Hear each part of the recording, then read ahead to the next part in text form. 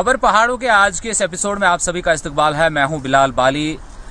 जिला रामबन में आज से तकरीबन 3 दिहाई कबल जैतून के तेल के और जैतून के पेड़ उगाने की काश्त की शुरुआत की गई।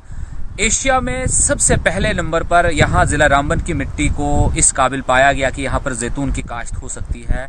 यहाँ पर जैतून का एक्सपेरिमेंट किया गया जैतून के पेड़ लगाने के। उसके बाद आज 30 साल का अरसा गुजर गया है। ये जिला रामबन ही नहीं बल्कि खिता पीर पंचाल और खिता चिनाब के बहुत सारे इलाकों तक ये जैतून की जो फार्मिंग है वो पहुंची हुई और इससे वाबस्ता अफराद जो है आज तिजारत कर रहे हो, लोगों के घरों घरों तक ये तेल पहुंचा रहे हैं। इसकी शुरुआत इसी गार्डन से हुई जहां पर हम खड़े हैं। ये रामबन का जो एक इलाका है, 32 जगह का नाम है। यहाँ पर आज से तकरीबन 3 दिहाई कबल इस चीज़ को एक्सपेरिमेंट किया गया। इस मिट्टी को यहाँ से जो है हॉर्टिकल्चर डिपार्टमेंट है उन्होंने एक्सपेरिमेंट किया और इस जैतून की फार्मिंग की शुरुआत की गई। मेरे पीछे आप ये पेड़ देख रहे हैं, इनकी शुरुआत उसी वक्त से होती जब प्लांट यहाँ पे शुरू किया गया। यकीनी तौर से ये एक मिरेकल से कम नहीं था कि जिस तरह जिला रामबन में जैतून के पेड़ का होना और इसकी फार्मिंग होना और इससे तेल का बनना यकीनी तौर से एक इनकलाबी कदम था, जिसके बाद आज ये जो तिजारत है ये फल फूल रही है। जैतून का तेल जो है जिला रामबन में, ज़िला डोडा में, ज़िला किश्तवाड़ में और रियासी के इलाके जात में यहाँ पर इस वक्त इनकी फार्मिंग हो रही है और इन पेड़ों को उगाया जा रहा है। इस फलों को निकाल कर इनसे तेल बनाया जाता है, जिसे कहा जाता है कि सेहत के एतबार से काफ़ी मुफीद होता है जैतून का तेल।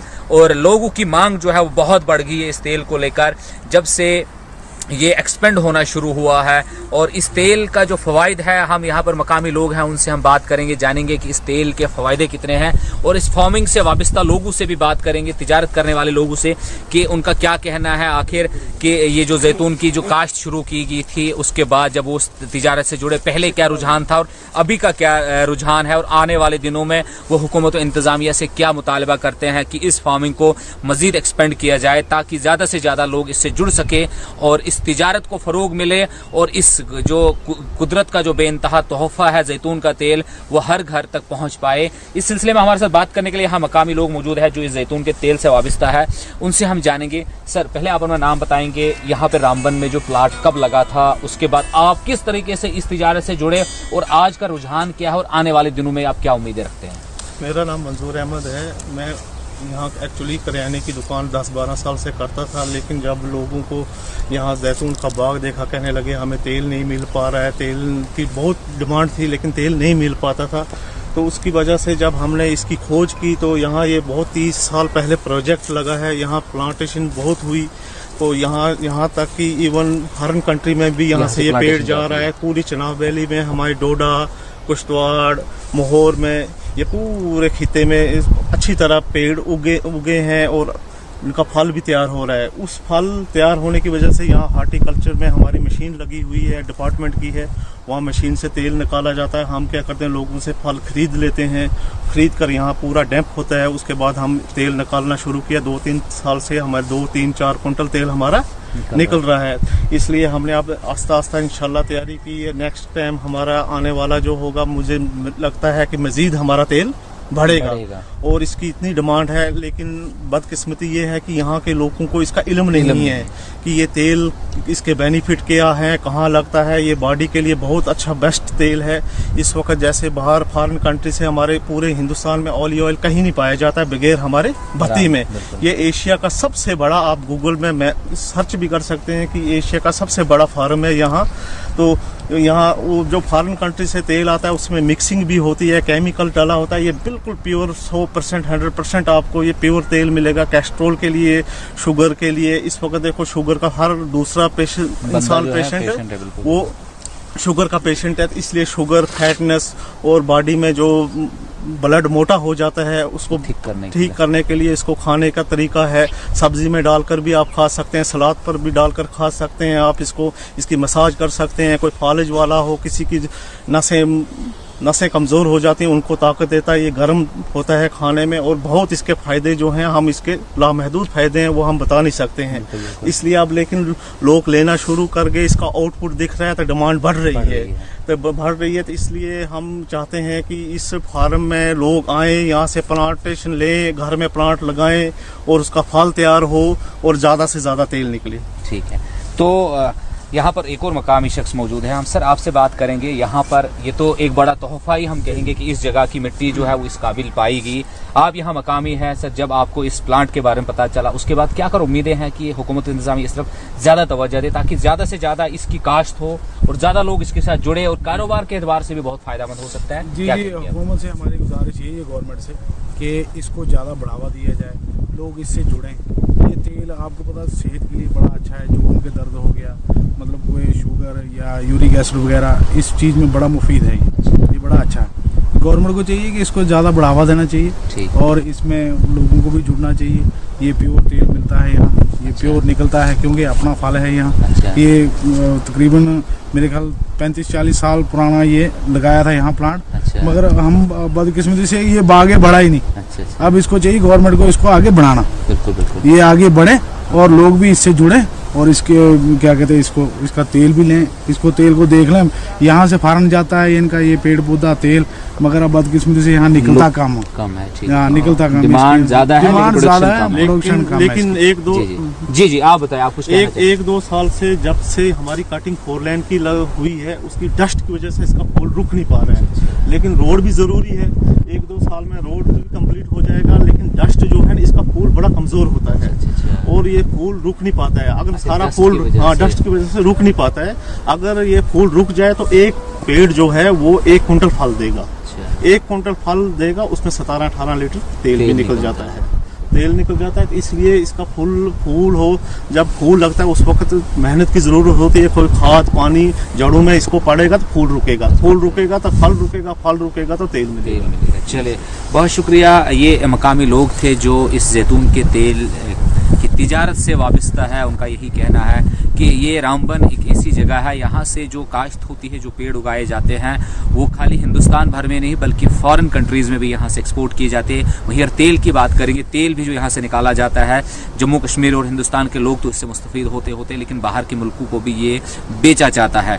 तो यकीनी तौर से ये जो जगह है भत्ती रामबन की बात करेंगे, इसकी मिट्टी इतनी ज़रखेज़ है, इसको इस काबिल पाया गया है कि जैतून के तेल की काश्त, जैतून के पेड़ की काश्त के लिए ये मौजू करार दिए गए है। तो हुकूमत और इंतज़ामिया को भी इस जानिब तवज्जो देनी चाहिए कि इस काश्त को, इस इंडस्ट्री को मज़ीद से मज़ीद फ़रोग दिया जाए, इसमें पैसा इन्वेस्ट किया जाए, इसको बेहतरीन काश्त की जाए, ज़्यादा से ज़्यादा पेड़ उगाए जाए और ज़्यादा से ज़्यादा फार्मिंग जब होगी तो ऑटोमेटिकली जो प्रोडक्शन है वो बढ़ेगा और प्रोडक्शन बढ़ने से यहाँ की इकॉनमी में बहुत ज़्यादा बूस्ट मिलने के इम्कानात है। तो हम उम्मीद यही करते हैं कि हुकूमत इंतज़ामिया आने वाले दिनों में जैतून की काश्त को लेकर संजीदगी का मुजाहरा करेगी और आने वाले दिनों में इस काश्त को मज़ीद तक़वियत मिलेगी ताकि रामबन ही नहीं बल्कि जम्मू कश्मीर की इकॉनमी को मज़ीद तक़वियत मिले। न्यूज़ 18 जम्मू कश्मीर लद्दाख हिमाचल के लिए रामबन से बिलाल बाली।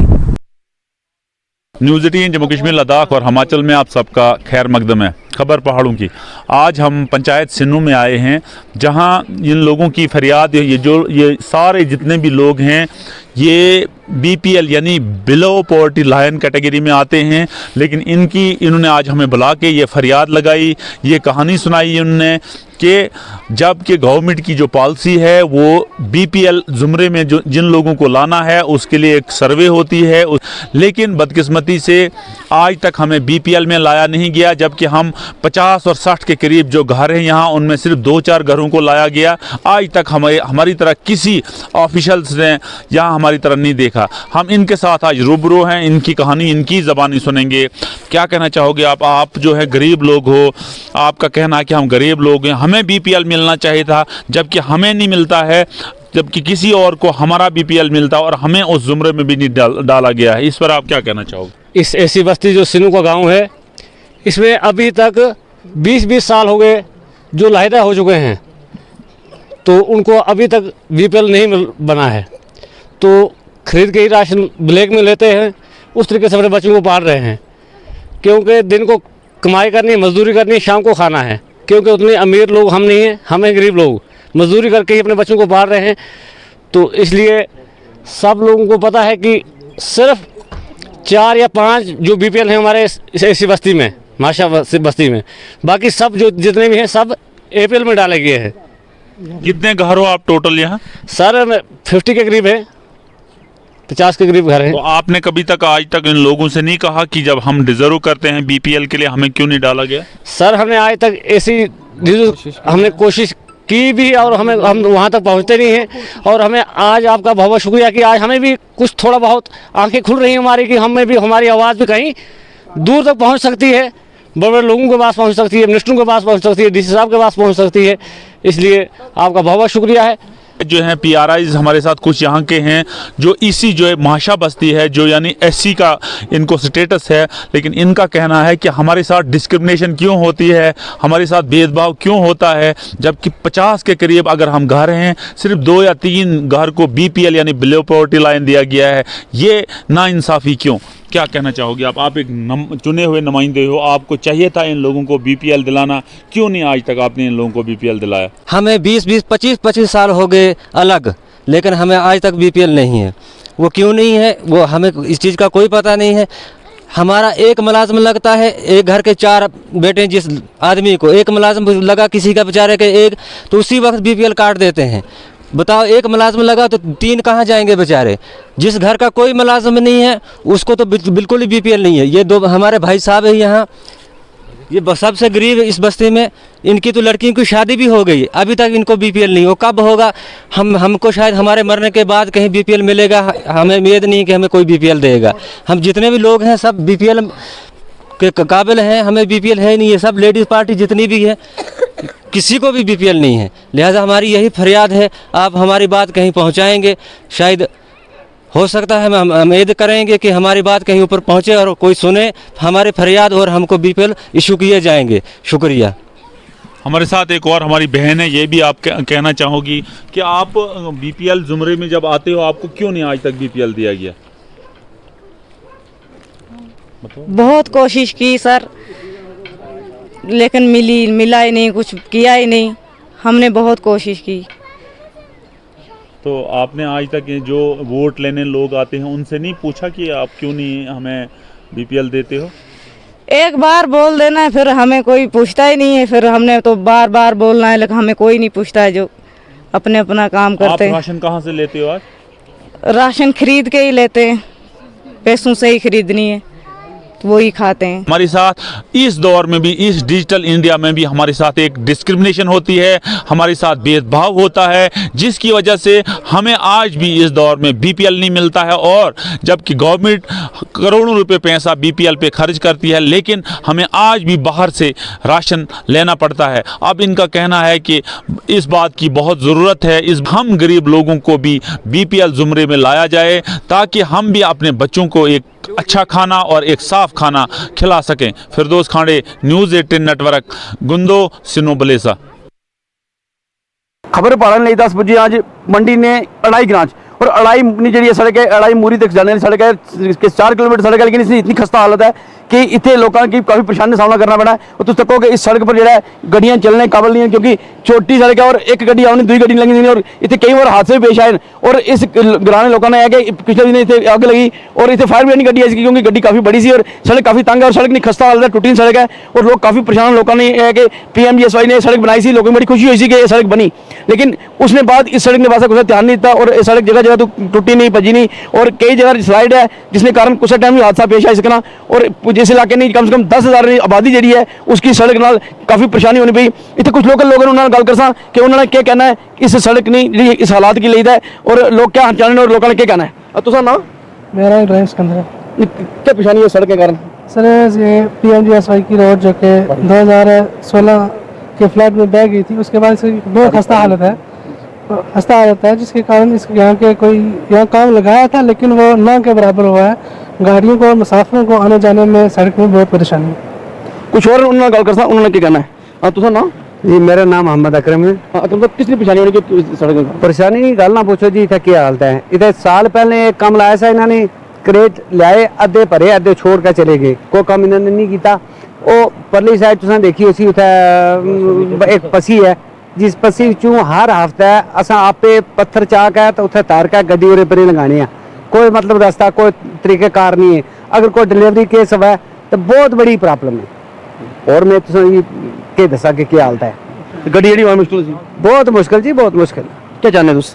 अच्छा नहीं है कि रोड बन जाए, चलो ये अगर ज्यादा नहीं तो खपे छपे सीधे वेने जरा कम छोड़ गए। ये देखो ना एक क्रेट सामने पे ने, एक क्रेट अधूरा कम छोड़ गए तो इन्होंने सारा कम जो है वो फिल करके चले गए। कुछ और उन्होंने गल कर तुसा नाम? मेरा नाम खादम से हम तो कितनी आबादी और कितनी मुश्किलात हैं इस सड़क जनाब इस विच आबादी है 3 पंचायतें हैं इसलिए आबादी तो लगभग 7-8 हज़ार है और आज तक कोई यहाँ इस रोड पर जो काम हुआ थोड़ा बहुत तो वो एक क्रेट भर के इसका चले गए। कम से कम ये 300 मीटर जगह है जिसमें एक टायर गाड़ी का लगता है सिर्फ और एक टायर बाहर रहता है। राशन जब हमारा आता है तो वो कंधे पर उठा के तो लाते हैं राशन अपना। इतनी परेशानी होती है, कोई बीमार हो जाता है रात को उसको फिर वो पहले ज़माने की तरह डंगी पर ले जाते हैं, गाड़ी आती नहीं। जब कोई हादसा होगा यहाँ 200-300 आदमी तो ऐसे ही नाले में चले। पूरी 50 मीटर रोड जो है वो एक जगह से बैठ गई है जिसमें आज तक किसी ने देखा नहीं। हमने डीसी साहब को भी फरमाइशन किया, महकमे को भी किया, लेकिन आज तक यहाँ कोई आया नहीं। ना इसमें कोई पैसा, जब एक बार आया था तो वो वहाँ एक ही पुल नीचे जहाँ से अड़ाई का रोड अलग होता है वहीं खुरबुर करके 10 दिन वो पैसा वहीं हजमा कर दिया। इधर कोई नहीं काम हुआ हमारा। बच्चों की परेशानी होती है, बच्चे स्कूल जाते हैं उनकी बच्चों की परेशानी तो बहुत होती है। बच्चों के लिए तो यहाँ गाड़ी पर मुश्किल होता है, फिर वो बेचारे बारिश में पैदल आते जाते हैं। फिर जब जो लेडियाँ लगी हैं यहाँ मुलाजिम लोग लगे हैं उनके लिए परेशानी होती है। गाड़ी मोटरसाइकिल वगैरह कुछ नहीं आता फिर जब बारिश हो जाती है। कुछ नौजवानों ने गल करते उन्होंने क्या कहना है? उसका नाम मेरा नाम इसाक अहमद है। साहब जी तो किस तरह परेशानी है उनके नौजवान होती है बाहर अंदर आने से जाने से? ये आप देख रहे हैं जो रोड की खस्ता हालत है, इससे तमाम आवाम जो है वो परेशान हो रही है।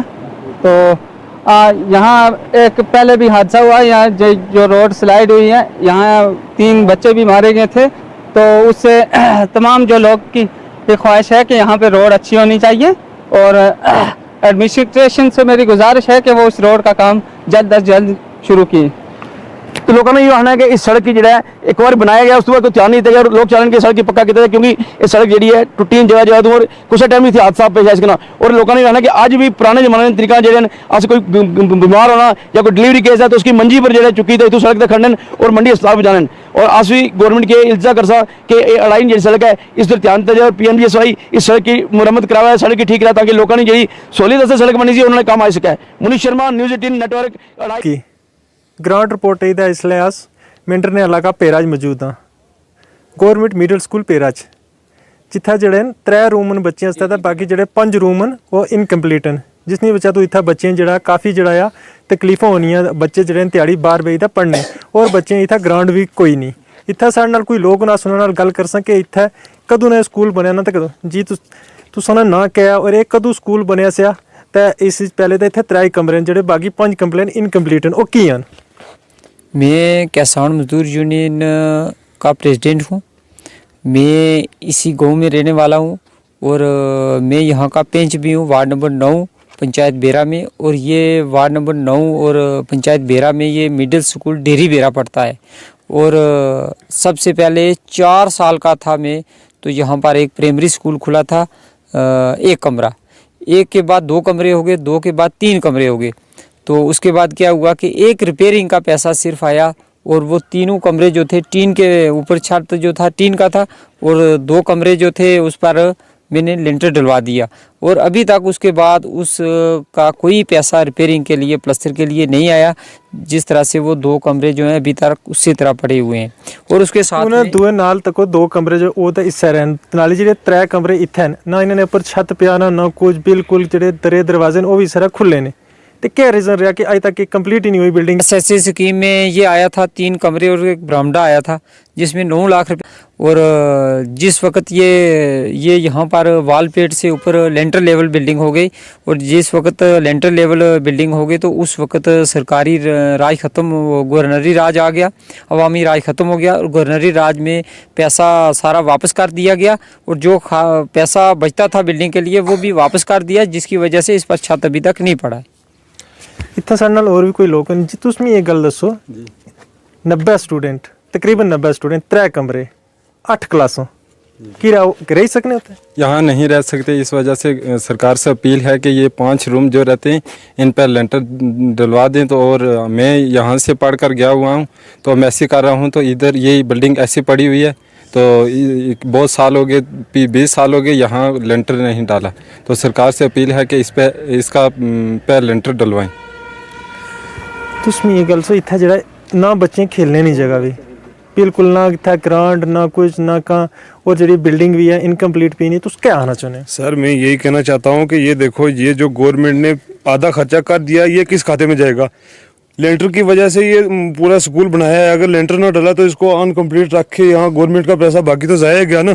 इसलिए इधर ग्राउंड पे भी और इस पूरी बिल्डिंग पे भी थोड़ा ध्यान दिया जाए। ग्राउंड का भी यहाँ पर खालसा सरकार है, अगर जगह ना हो तो वो बात अलग से है। ग्राउंड के लिए ये कोई फंडिंग रख के तो उसको ग्राउंड बनवा सकते हैं, या फिर बच्चों को खेलने कूदने के लिए जगह हो जाए। 100 बच्चा है यहाँ पर और इधर बाहर बैठ रहे हैं। आजकल इधर और किसी स्कूल की भी ये हालत है और कहीं नहीं है, तो यहाँ हमारे साथ इतनी ज्यादती क्यों की जाती है? फिर कड़ाके नहीं सर्दी है बिल्कुल, तो उस तकने के बच्चे भी छोटे छोटे था स्कूल पढ़ने, मिडिल स्कूल जड़े थे उन्हें बिल्कुल छोटे छोटे बच्चों ने क्या बच्चे बार बार इस ठंडा पढ़ ही सकने? सर पढ़ तो नहीं सकते, मगर गवर्नमेंट की मर्जी, फिर जैसे वो कर सकती है, हम क्या कर सकते हैं? उसने फिर अपने हिसाब से आधा खर्चा कर दिया है, बाकी पता नहीं फिर कुछ खा के बाकी वापस कर दिया। अब इसके लिए 5 बार टेंडर तो नहीं लगेगा ना, जो एक बार लगा था उसको वापस करने की इतनी कोई मजबूरी भी तो नहीं थी ना। इसलिए इसके ऊपर जल्दी से लेंटर डाला जाए ताकि हमारे यहाँ के जो लोकल बच्चे हैं वो अच्छे से पढ़ सकें और आगे कहीं मंजिल तक पहुँच सकें। तो उस तक के इतना जड़ा बच्चे ने 3 कमरे में बच्चे रहने हैं, बच्चे जी तकलीफ होनी है जो इतना किचन भी उस क्या या नहीं है, दफ्तर भी है क्या, तो उसके आना चाहते हो? मैं इसमें ये कहना चाहता हूँ कि और इस स्कूल में आए आप, तो आपने बड़ा अच्छा किया, आपका बहुत बहुत शुक्रिया मैं अदा करता हूँ। इसमें मैं ये कहूँगा कि सरकार को चाहिए कि यहाँ पर 3 कमरे इनका पैसा वागजार करे, वो ताकि इन पर छत पट जाए और प्लस्तर हो जाए। 2 कमरे अलग से उनकी रिपेयरिंग वगैरह हो जाए, और बाकी यहाँ किचन है, दफ्तर है, 2 कमरे हैं सिर्फ यहाँ पर जहाँ क्लासें लगती हैं, और 8 क्लासें 8 क्लास ने बच्चे जो तो साने के 90 ने करीबन, क्या 2 कमरे में रह सकने? 2 कमरे में 8 क्लासें नहीं रह सकती हैं। और जब धूप होती है, कोई छत पर बैठता है, कोई पत्थरों पर बैठता है, कोई कहीं बैठता है, तो जब बारिश होती है तो एक ही जगह में वो जो है 8 क्लासें लगती हैं 2 कमरों में, और ये नाकाबिले बर्दाश्त बात है। और आज गवर्नरी राज के होते हुए भी अगर 2 कमरे में 8 क्लास लगें तो फिर वो सबका साथ, सबका विकास, सबकी डेवलपमेंट वो कहाँ गई? तो जड़े इसलिए तुसें बड़े अफसर जो टीवी तक ने उन्होंने क्या तुस क्या अपील करना चाहते? ये तो जड़ा एक महकमा तालीम ने ऊपर जड़ा एक तमाचा है कि इतना जड़ी बिल्डिंग जड़ी है उस कई साल हुई था इनकम्प्लीट पे ही नहीं। जड़े अफसर देखना चाहने टीवियों पर या जो उन अफसरों के अस ये अपील कर रहे हैं कि स्कूल की जल्द अज जल्द मुकम्मल किया जाए, ताकि बच्चे जड़े अच्छे तरीके ना तालीम हासिल करी सकन, और उस्ताद जड़े वो भी बड़े शौक नाल बच्चे की तालीम हासिल करा।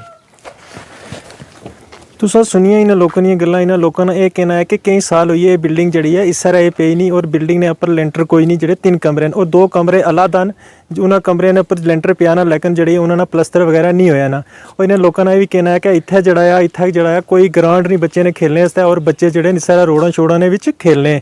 इन्हें ये जड़ा महकमा तालीम ने आला अफसरों को एक अपील की कि इस बिल्डिंग की जल्दी तो जल्दी कंप्लीट किया जाए, ताकि जड़े इतने जड़े छोटे छोटे बच्चे हैं और जड़े बाहर भी इस कड़ाके नहीं सर्दी पढ़ने का वो बिल्डिंग कंप्लीट हुआ था अंदर होता अपनी तालीम जारी रखन। नाज़िम अली, न्यूज़ 18 मेंढर। खबर पहाड़ों के आज के सवारे में हम भद्रवाह में मौजूद हैं। नाज़रीन, जहां एक तरफ सरकार पूरी कोशिश कर रही है कि हर एक इलाके में हेल्थ सेक्टर को मजबूत किया जाए ताकि लोगों को किसी भी तरह की कोई भी परेशानी ना उठानी पड़े, वहीं अगर हम भद्रवाह सब डिस्ट्रिक्ट हॉस्पिटल की बात करें तो यहाँ सूरत हाल कुछ और है।